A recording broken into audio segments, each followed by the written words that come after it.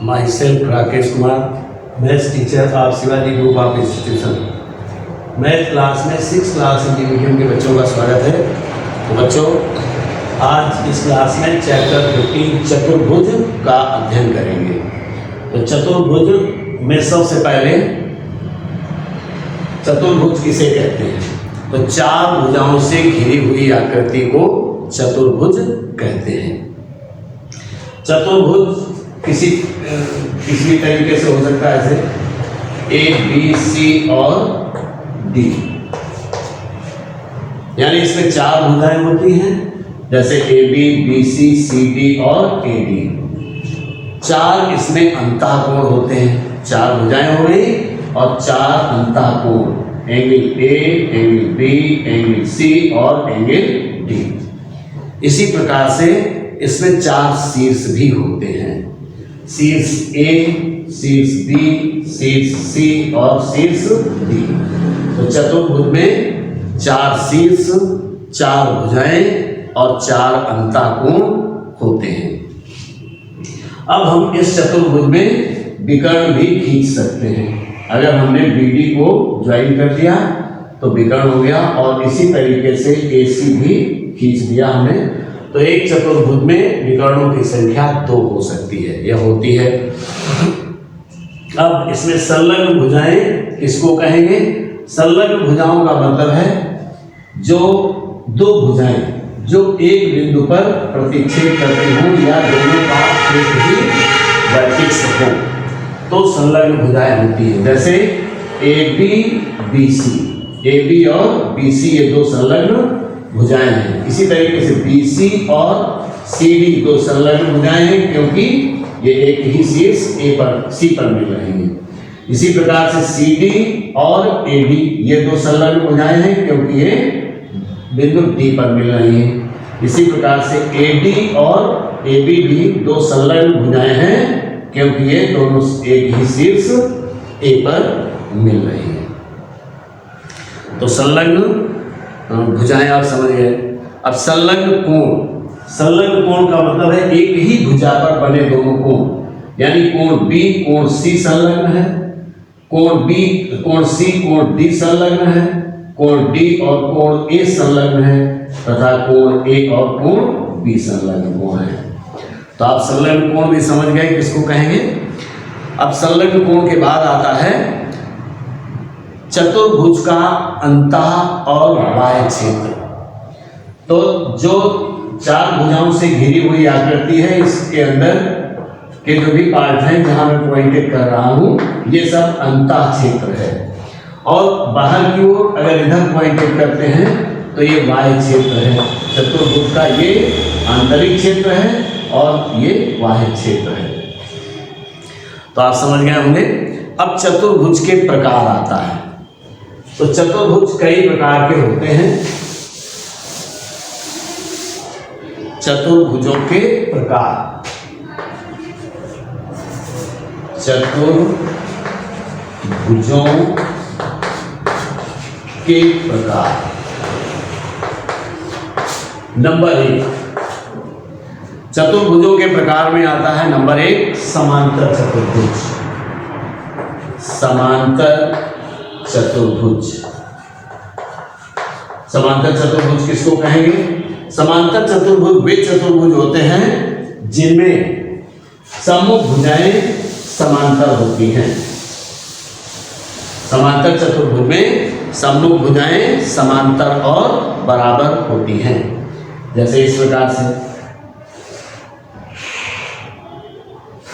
तो इसमें ABCD अगर डाल दिया जाए तो AB समांतर CD और AD समांतर BC, तथा AB बराबर CD और AD बराबर BC होगा। समांतर चतुर्भुज के दोनों विकर्ण, अगर हम इन दोनों विकर्णों को मिला दें, समांतर चतुर्भुज के दोनों विकर्ण एक दूसरे को मध्य बिंदु पर प्रतिच्छेद करते हैं।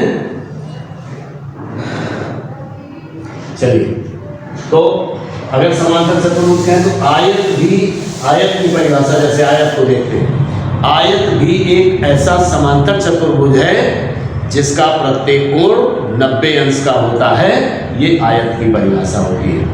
आयत को ही थोड़ा सा पुश कर देने पर समांतर चतुर्भुज बन जाता है,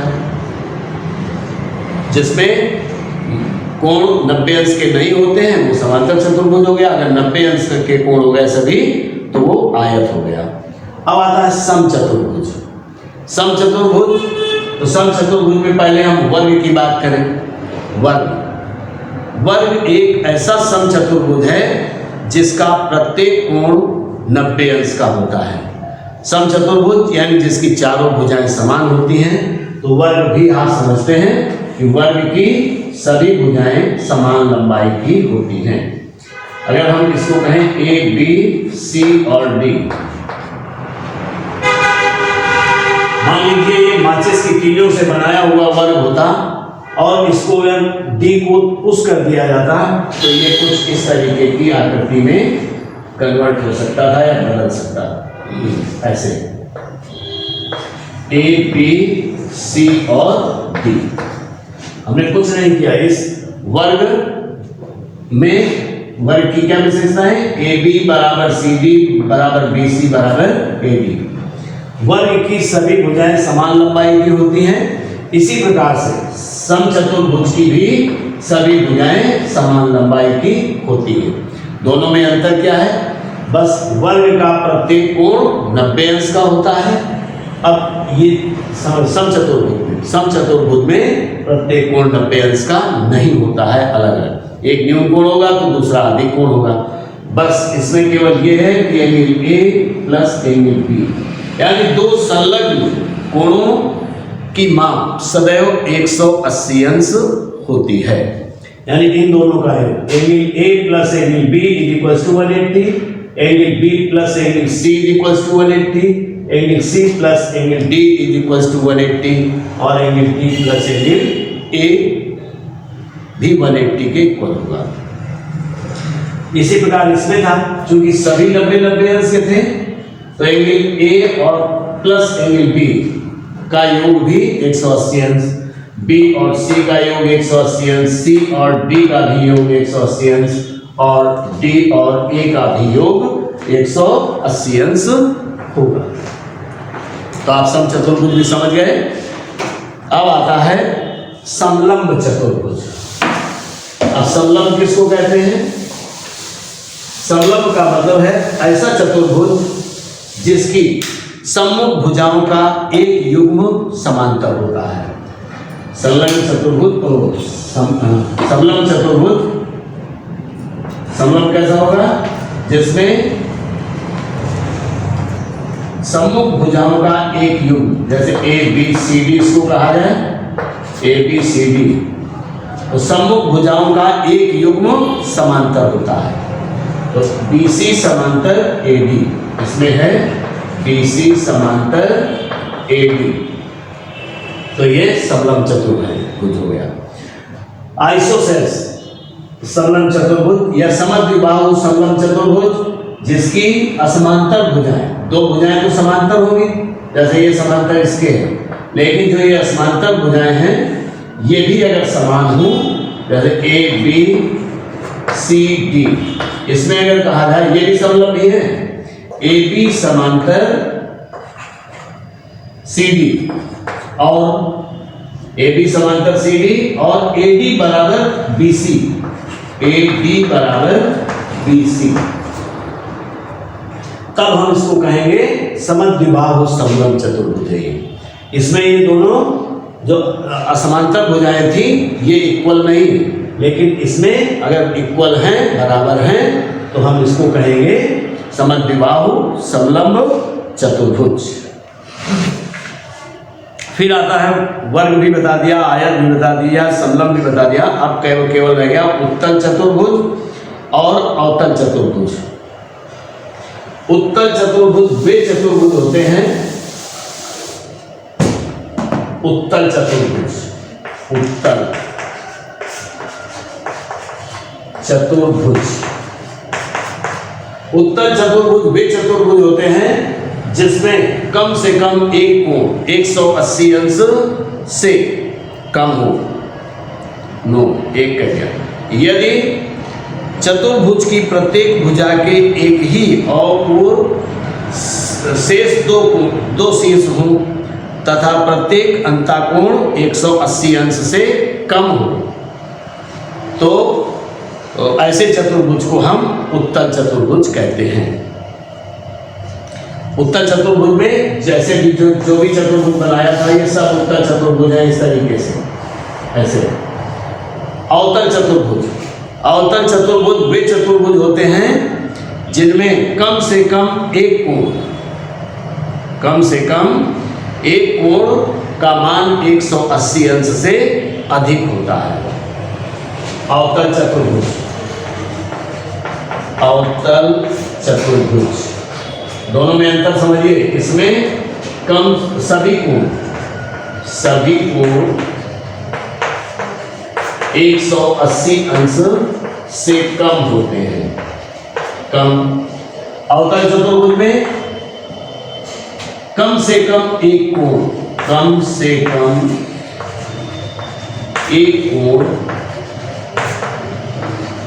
180 अंश से अधिक होता है। 180 अंश से अधिक होता है। ऐसा चतुर्भुज जिसका एक कोण 180 अंश से अधिक होता है उसको अवतल चतुर्भुज कहते हैं। अब अवतल चतुर्भुज देखिए कैसा बन सकता है। इस तरीके का हो सकता है और ये इधर को भी इस तरीके का हो सकता है। यानी ये कोण 180 अंश से अधिक है। इसमें सभी कोण 180 अंश से कम थे, लेकिन इसमें एक कोण अगर इसको A, B, C और D कहा जाए तो इसमें एक कोण C है जो 180 अंश से अधिक है। तो ये कैसा हो गया अवतल चतुर्भुज और ये कैसा है उत्तल चतुर्भुज। तो आप चतुर्भुजों के बारे में समझ गए होंगे कि चतुर्भुज कितने प्रकार के होते हैं। अब एक्सरसाइज चलते हैं। Exercise number 15.1। Exercise number 15.1। 15.1 का क्वेश्चन नंबर 1 है। क्वेश्चन नंबर 1 में है एक चतुर्भुज ABCD बना है। एक चतुर्भुज इस प्रकार से ABCD बना हुआ है। A, B, C और D है। कह रहा है चतुर्भुज ABCD में कितनी भुजाएं हैं और इसमें पॉइंट भी है। एक पॉइंट इधर बना हुआ है, एक P है और एक इधर है, एक इधर है। ऐसे ये है S और Q, ये S और Q। अब 5 इसके आप वो है पार्ट। पहला पार्ट है कितनी भुजाएं हैं तो चतुर्भुज में 4 भुजाएं हैं। चतुर्भुज ABCD में 4 भुजाएं हैं। 4 भुजाएं हैं। अब अगर इनमें नाम लिखना है तो AB, BC, CD और AD ये 4 भुजाएं हैं। सेकेंड पार्ट में इसने कहा कितने अंतःकोण हैं तो चतुर्भुज ABCD में 4 अंतःकोण हैं। अंतःकोण हैं। अब देख लीजिए कौन कौन से हैं। अगर हम कहें तो angle ABC, angle BCD, angle CDA, CDA और चौथा एंगल है DAB या PAB, एंगल PAD। ये 4 इसके अंतःकोण हैं।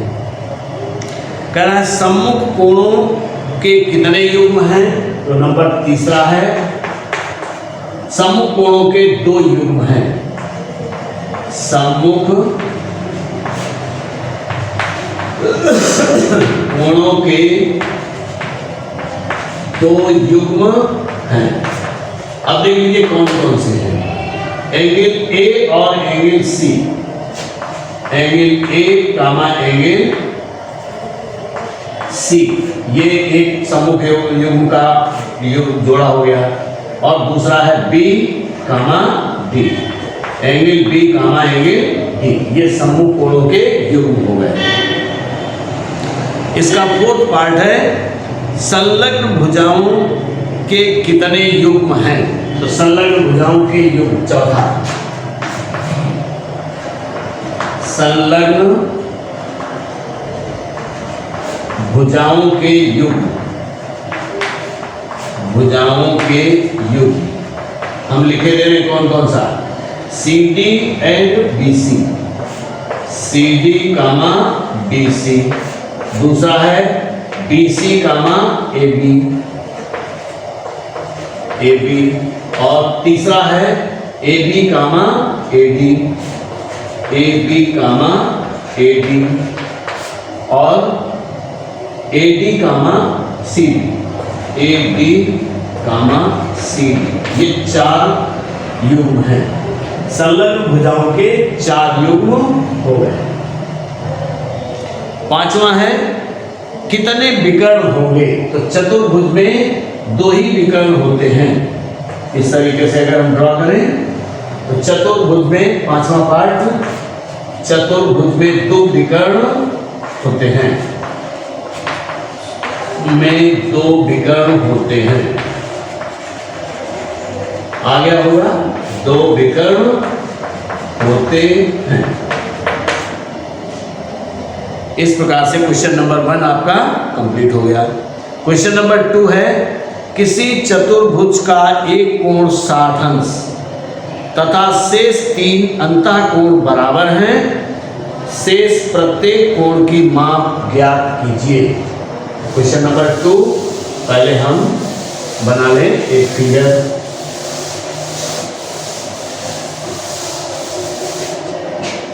एक चतुर्भुज का रफली डायग्राम बनाते हैं, ए बी सी और डी। इसे कहा है चतुर्भुज का एक कोण, अंतःकोण। ये मान लो बी को हमने कह दिया ये 60 अंश का है, और शेष तीनों कोण समान हैं। तो इनको हम सभी को समान होने का मतलब है नहीं मालूम है, ये ज्ञात करने हैं। तो बराबर बराबर है, इसलिए सभी को हमने x अंश कह दिया। माना चतुर्भुज का के प्रत्येक अंतःकोण का होना चाहिए। चतुर्भुज का प्रत्येक अंतःकोण बराबर x अंश। अब चतुर्भुज के चारों अंतःकोणों का योग 360 अंश होता है। अगर हमें चूंकि मालूम है त्रिभुज के तीनों अंतःकोणों का योग 180 अंश होता है, अगर हम एक विकर्ण खींच दें तो ये 2 त्रिभुजों में विभाजित हो जाएगा। तो दोनों त्रिभुज के कितना हो गया, 180 प्लस 180 बराबर 360। तो angle A plus angle B plus angle C plus angle D बराबर 360 अंश। एंगल ए आपका है x, एंगल बी है 60 अंश, और प्लस एंगल सी है x, ये भी x है, और बराबर 360 अंश। x को जोड़ दिया तो 3x हो गया, बराबर 60 को इसकी तरफ ले जाएंगे तो 360 माइनस 60 अंश। तो 3x बराबर 300, तो x बराबर 300 बटे 3, और काट देंगे तो 100 आ जाएगा। आंसर मिल गया चतुर्भुज का प्रत्येक समान अंतःकोण बराबर 100 अंश। यानी प्रत्येक जो समान 3 कोण है, प्रत्येक कोण 100 अंश का होगा, और अगला 60 अंश का हो गया। तो बच्चों इस क्लास में इतना ही, आगे नेक्स्ट क्लास में। Thank you.